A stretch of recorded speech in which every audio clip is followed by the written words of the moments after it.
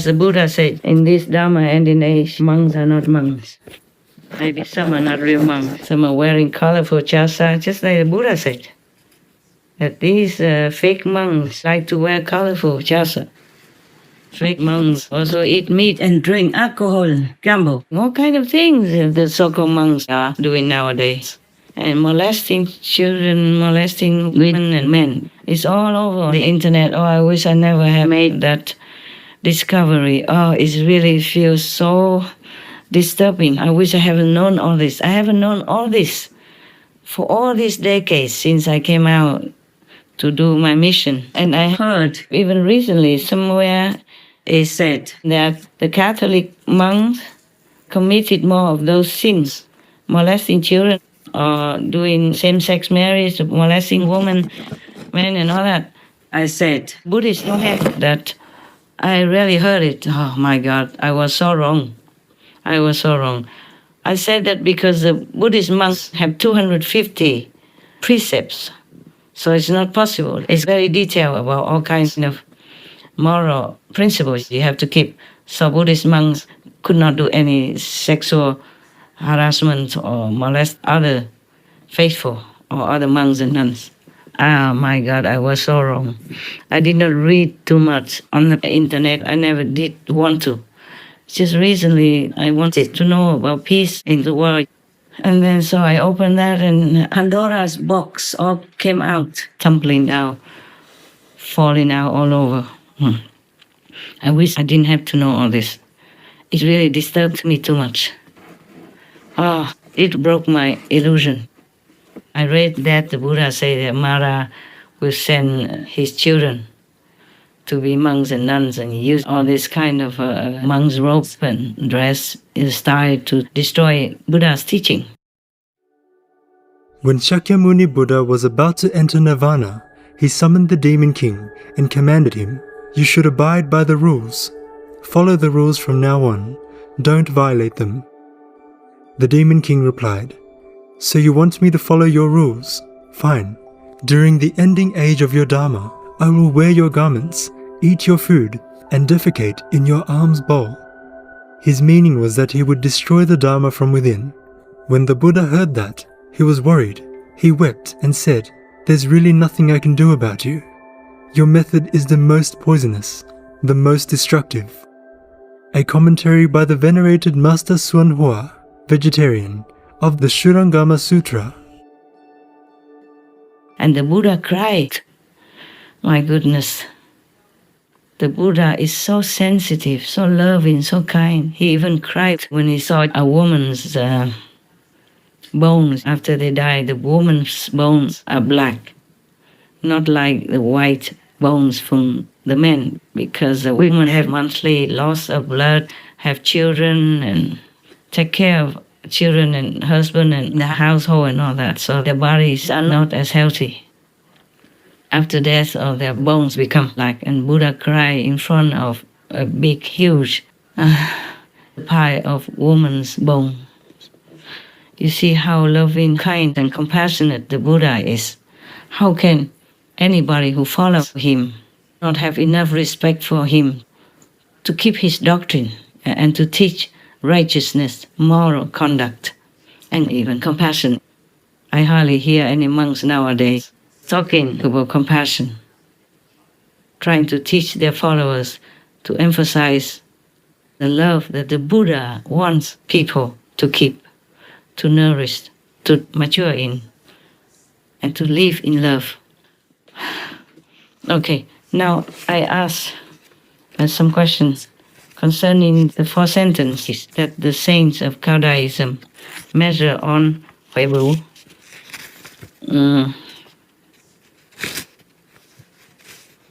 I say, why you tell me then? They say, because I have more means to publicize this to their global believers, to make the world people know more than just from the ordinary Cao Dai faithful. They told me that the inner world wants people to know. And then I say, but he praised me before. Maybe it's a mistake, he made a mistake or something. They say, no, he did it on purpose He twisted everything just to suit his desire, his lowly ambition. But he make it all messy, you know. I think he doesn't have enough wisdom. He just wants to have the title, but then what would he do with it for the world anyway? All these decades, he just ate and slept and did not do much, just rely on Taoism to survive and maybe talking to outside people to make offerings to him.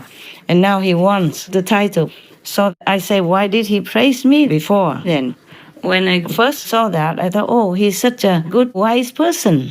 Who is he? Well, I didn't have time to check out much about him. So later I asked my disciples to find out, and they say to me, oh, Huibu is one of the mediums in Taoism. And then I knew, oh, he is Taoist. Why does he praise me? They should praise their own saints, you know?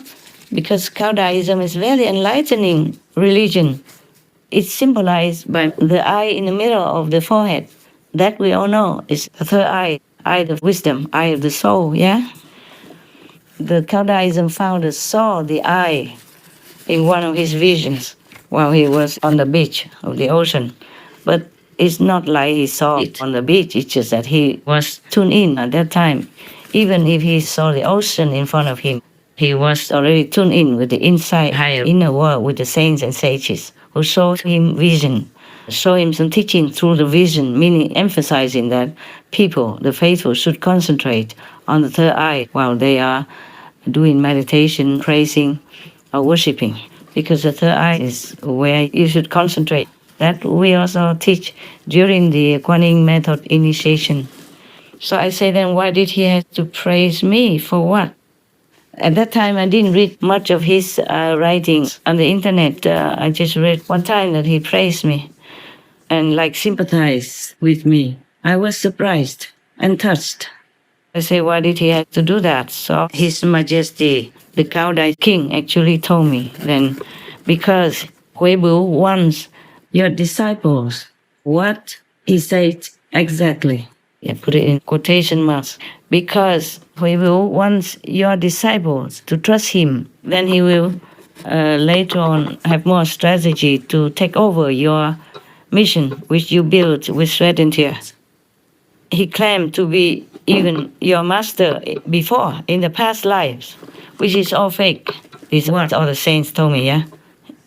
For that same reason, because he wants to take over your mission, which you built with all your love and labor, and he wants to take it over because he wants to have more power, more fame, more people offering to him. This event makes me remember one of my childhood stories.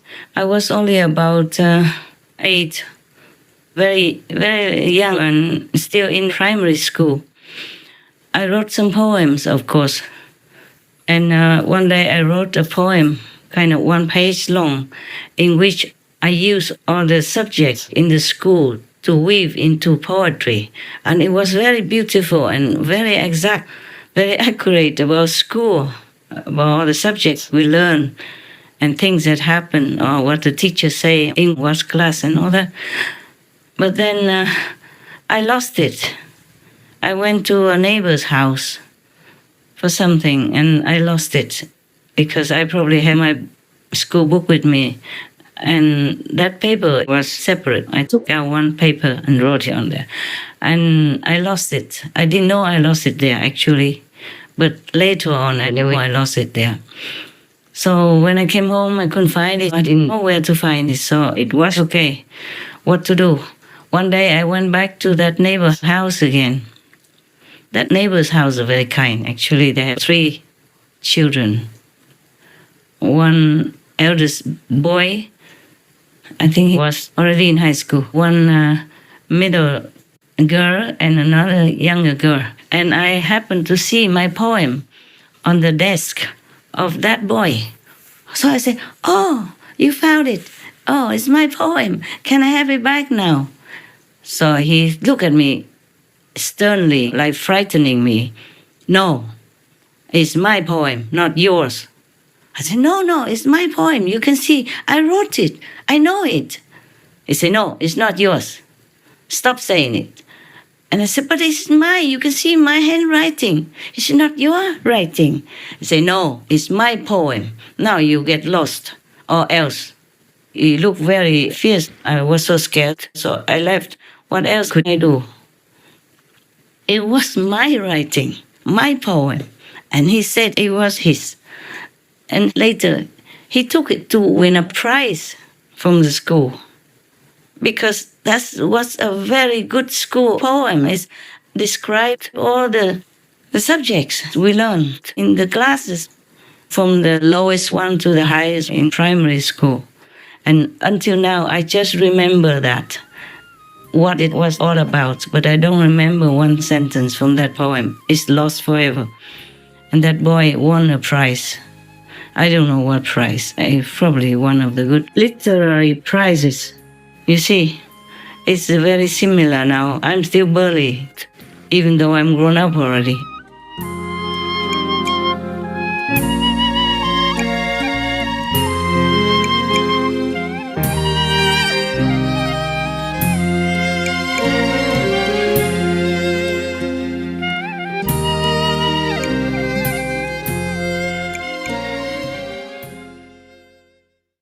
Supreme Master Ching Hai, vegan, is a world-renowned spiritual teacher, humanitarian, and artist.